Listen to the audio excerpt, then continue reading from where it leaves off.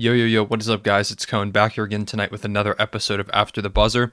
Let's go on a little rant to start this video. Why not? The Suns just went up 3-0 on the Denver Nuggets, beating Denver in Jokic's MVP crowning game. They crowned him as MVP in front of the fans before the game, which is great to see. The NBA award show sucked. I don't think I knew anyone who kind of liked that. I think I've seen like one dude comment on one of my tweets one time where I said, "I'm so glad the award show is gone," and he was like, "Oh, I kind of liked it." I'm sorry to that guy, but I promise you no one else enjoyed it. It made no sense. By the time it rolled around, we already knew who the award winners were, and it's just way more satisfying to see the winners get crowned in front of their fans. It just makes so much more sense, especially because most of these awards do go to guys that are in the playoffs. Rookie of the Year given is one that won't go to a playoff player, either Anthony Edwards or LaMelo Ball, but, seeing most of the awards happen in front of the fans, it's just way more exciting. But the Sun said, congrats on the MVP. We are now going to dismantle your team. This Nuggets team, I think they're going to be perfectly fine going forward. I don't think losing this series by pretty much blowout means I think they're going to get swept at this point. The Suns have shown me nothing to indicate that they're not going to sweep the Denver Nuggets. Maybe Nikola Jokic takes one as the MVP, but ultimately this Suns team is just outplaying the Nuggets in every facet, doing pretty much what I thought they were going to do. I did give the Nuggets a couple games when I predicted the series, and I think that was just because I believed in Nikola Jokic. But man, the Suns are just absolutely dismantling the Nuggets. There's nothing the Nuggets can do.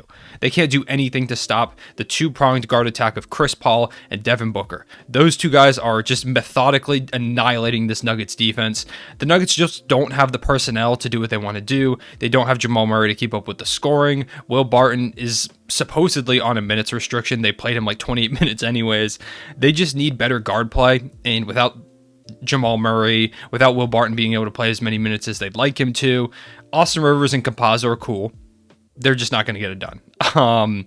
Especially, like I said, when you look at Chris Paul and Devin Booker, and that was the big thing that I highlighted coming into this series. DeAndre Ayton's given Jokic problems in the past. Ayton is really good at defending Jokic. It's hard to stop him, probably impossible to be honest, but you can try and slow him, and Ayton is one of those guys that is able to do so. He had Jokic scored 32 points tonight. It's not like he held him to a couple points, but DeAndre Ayton did keep him from shooting efficiently. I think Jokic shot like 13 of 29, so it was a pretty inefficient game from him, and Jokic is a guy who is typically very efficient, so DeAndre Ayton is doing a good job. But the Nuggets, on the other hand, don't have any answer like the Suns have for Jokic. They don't have any answer for those two guards. Chris Paul and Devin Booker combined for, let me do math, 55 points tonight. I should have calculated that before I said it. They combined for 55 points, and Devin Booker was electric, 28, 6, and 4. He was a monster. He has been a monster these whole playoffs. He's proving everyone who said empty stats, which I still see people saying on my timeline, like, give it up. If you're clinging to your narrative of empty stats that hard, you just hate basketball at this point, or you hate Devin Booker. He did something to you, your family, I don't know. He just wronged you in some way that made you hate him. If you are still stuck on the whole, Devin Booker only puts up empty stats thing. You just don't watch the games, clearly. But really what I want to talk about is Chris Paul in this game, because I've talked a lot about Devin Booker. I have also talked about Chris Paul a lot.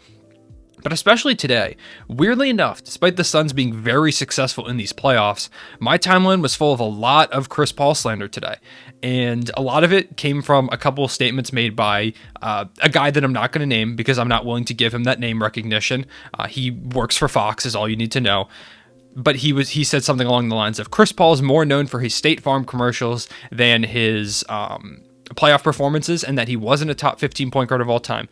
And that is idiotic. And it annoys me that people like that are allowed to have jobs working in such big sports media. And maybe the reason they are is because I'm right now here on my YouTube channel with only 4,000 subscribers talking about him. So maybe he did his job, maybe he got me to talk about him, but I refuse to watch those clips. I refuse to acknowledge. I'm not going to talk about it on Twitter because I have a bigger platform on there than I have on here, so I'm not giving him that time of day. I'm not giving him that recognition, not giving him that promotion.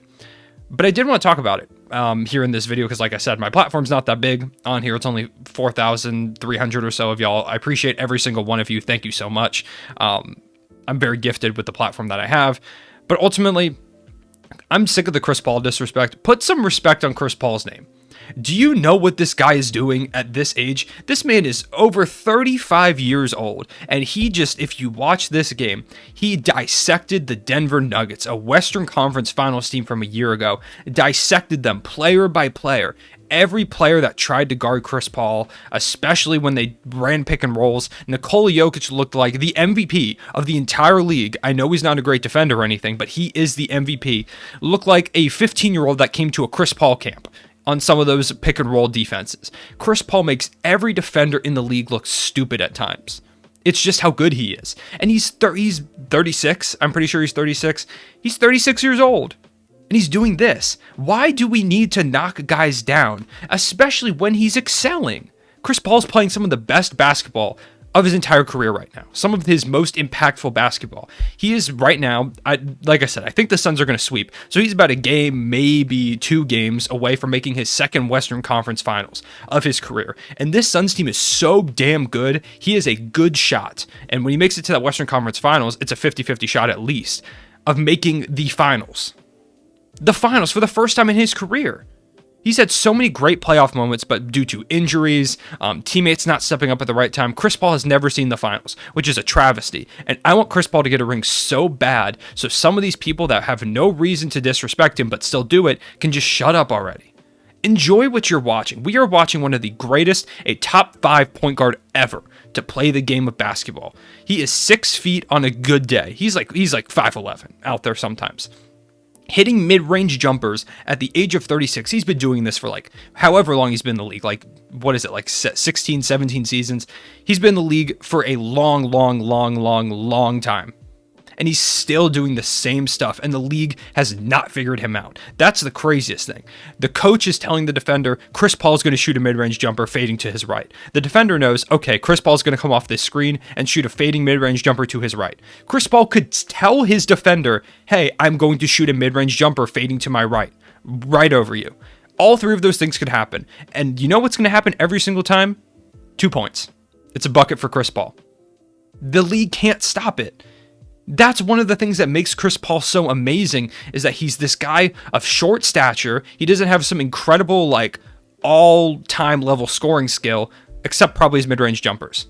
He's a great, one of the best playmakers we've ever seen. That is still in effect. Some of the passes he made tonight were just unbelievable. This Suns team as a whole has some of the best ball movement I've ever seen. It is so fun to watch these Suns, and it's part of why, not just the fact that I'm a big Chris Paul, as you can see from what I'm saying right now, a big Chris Paul and a big Devin Booker fan. I've been a big fan of his for a couple years now.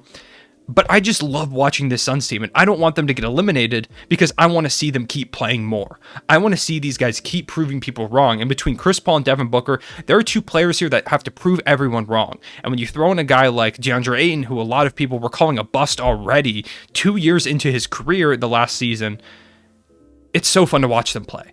And to watch Chris Paul prove people wrong on a nightly basis at this old age is so fun, man. I love Chris Paul, and I'm sick of seeing people disrespect him. It's dumb. Why? I don't understand. I guess it's for views. I guess it's for attention. I guess. I don't understand TV. I've never been on TV, as you can probably tell, but I've never had experience with understanding TV ratings. So, maybe the Chris Paul slander is what gets the TV ratings. But just some of the stuff that guy said is so dumb, and some of the people I've seen on my timeline that they've said about Chris Paul is just so dumb. Because I went into the comment section of the tweet talking about that quote from that guy that I'm not going to say the name of, and I went in there thinking, oh my God, so many people, like, this is going to be hilarious. People are just going to be like, this guy's such an idiot. And there were some of those, but you know what there was also a lot of? People agreeing with him. If you're agreeing with the stuff that dude's saying, you are not getting paid like he is. He is getting paid to say the dumbest takes he can, and you are not getting paid. So I don't know why you're agreeing with him. I don't know what you're looking for. He's getting money. I don't know what you're looking for. It's just dumb. And so I just want, if you watch this video and you don't like Chris Paul, just watch him play. Just watch these Suns play, and I guarantee you'll fall in love with them the way that I have, unless you're a Nuggets fan, which in that case I understand, because it's not fun to watch your team get dismantled. I understand that completely. I've seen my team get dismantled before, a lot actually, over the course of this season, which it was a little more fun because, we're going for a draft pick. But when you get dismantled in the playoffs, it's not fun. Chris Paul is he's just an anomaly. He is one of those guys that it feels like Father Time has been unable to stop up to this point. And God, I'm so happy for the guy. I really hope he makes the finals. I'm gonna be honest. I'm rooting for the Suns to make it out of the West, probably to win the finals too. I'm just that into this Suns team. I'm that into this Suns run. If you're a Suns fan out there, let me know how I can become an honorary Suns fan, like officially, because I'd love to do that for these playoffs and for the foreseeable future. While the Thunder are out here tanking, the Suns are probably my playoff team going forward until the Thunder make a return. So I just want to make this little rant about the Suns and about Chris Paul, because both of those things deserve your respect, especially Chris Paul.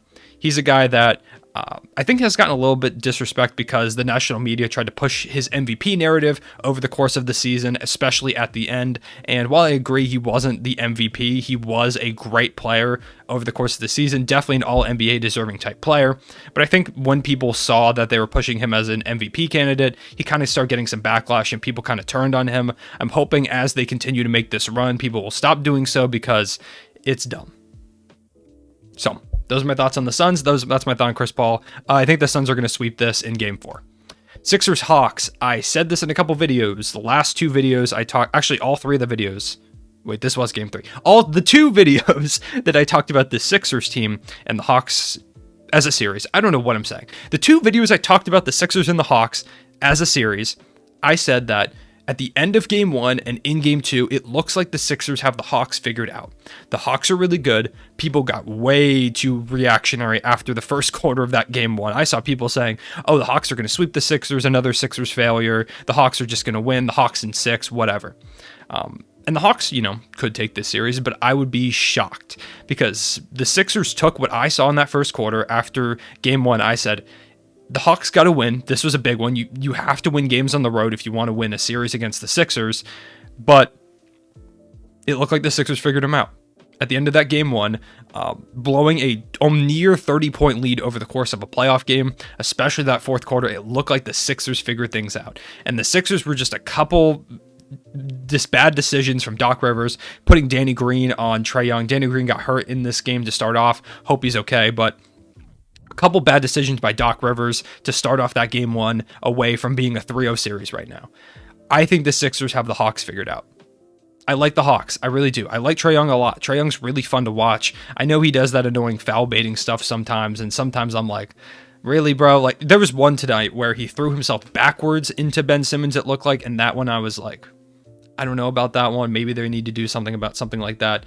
But I like Trae Young. I'm a big fan of Trae Young, and I've become more of a fan of him as these playoffs have gone on.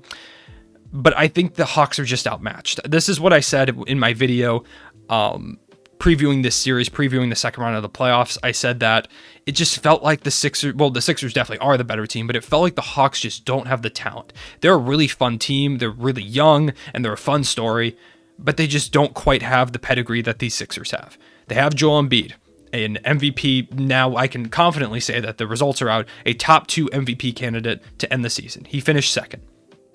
Second place in the Defensive Player of the Year race in Ben Simmons, who has been so good on Trae Young over the course of this series. Trae Young had 28 points. It was a good game for him tonight, but ultimately what Ben Simmons does to Trae Young is stops him from taking those threes.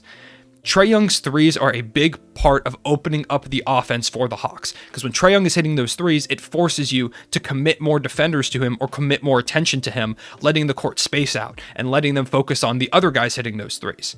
But when you take Trae Young's threes away, yeah, he's going to hit some floaters. He's going to get some free throws when he drives into the paint and drives on you. He's really good at getting that lateral contact when he drives up like past like the elbow area. He's good at getting the defender to bump into him there and drawing contact there. And ultimately he will get points from the free throw line, but those just really don't feel very big, which is weird to say. It's still 2 points, but they just don't feel like they shift the momentum that much. And ultimately it doesn't open the game, because if you're the Sixers, you're going to live with Trae Young taking free throws. You're going to have to live with that. You don't want to give him like 30 or something like that, but you'd rather him be taking those 2 free throws every time he goes down the court than bombing you with threes. And when the Hawks aren't hitting their threes, this team's just not going to beat the Sixers. They're not. The Sixers are too dominant on the inside. They get too many rebounds. They get too many good defensive possessions. Matisse Thybulle is incredible. I love Matisse Thybulle. I'm a big fan of his. I'm putting all my stock in Matisse Thybulle winning a Defensive Player of the Year at some point in his career, as well as Ben Simmons. There are 2 guys, maybe even 3 with Joel Embiid, in terms of players that I could see winning a Defensive Player of the Year at some point in their career. And they executed that perfectly. In the first quarter, they had a lineup out there that had Simmons, Thibault. They ran the starters without Danny Green because he left this game, but it was Seth Curry, Matisse Thybulle, Ben Simmons, Joel Embiid, and Tobias Harris. And the spacing in that kind of sounds gross. You know, you have Matisse and Ben Simmons out there, but Joel Embiid can hit threes, Tobias Harris can hit threes, and Seth Curry can definitely hit threes. And the defense was, oh my God, it was disgusting. Some of the defensive plays that Matisse Thybulle made, him and Ben Simmons. Imagine you're the ball handler. Just for whatever team you want to be, but imagine you're the ball handler for this Atlanta Hawks team, and you come up the court, and Matisse Thybulle and Ben Simmons rush you and double you. Bro, I'm just throwing the ball out of bounds. I'm not getting embarrassed. I'm not getting embarrassed by letting them steal it from me. I'll just give it up right there.